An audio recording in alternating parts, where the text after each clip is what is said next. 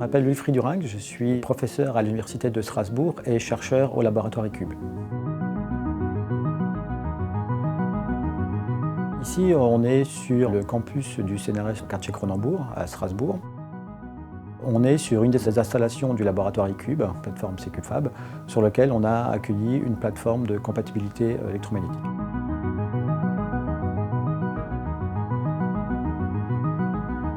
Donc la plateforme permet de faire les tests de compatibilité électromagnétique sur les appareils électroniques des industriels ou nous-mêmes au laboratoire on peut développer. Et donc ça permet de vérifier effectivement l'immunité et l'émission des bruits électromagnétiques.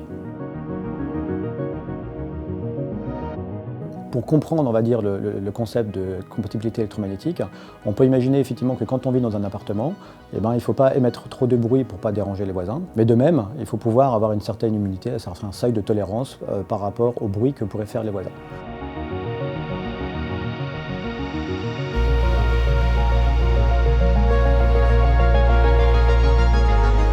La plateforme est principalement constituée d'une chambre de Faraday qui fait 7,50 m de long, 3,50 m de large, 3,50 m de haut. Et elle consiste à isoler les appareils et les appareils de mesure du monde extérieur.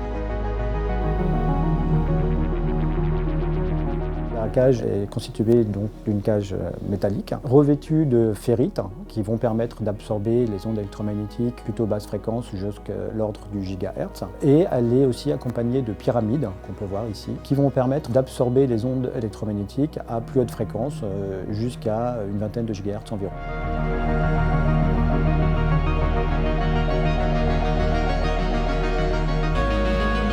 Alors la plateforme est mutualisée entre le laboratoire ICUBE et l'entreprise Alcatel Lucent Enterprise.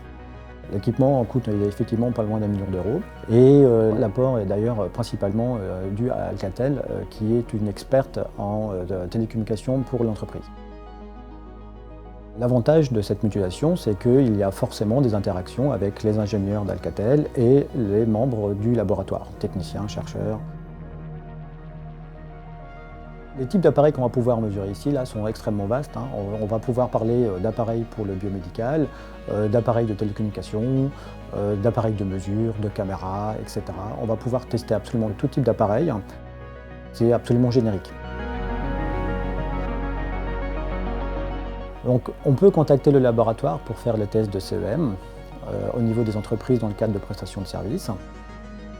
On peut aussi évidemment contacter le laboratoire au niveau de l'enseignement par le biais de la Coordination nationale de formation microélectronique, donc la CNFM, qui permet effectivement d'ouvrir la plateforme ici à tout étudiant sur le territoire national pour faire des travaux pratiques et l'enseignement.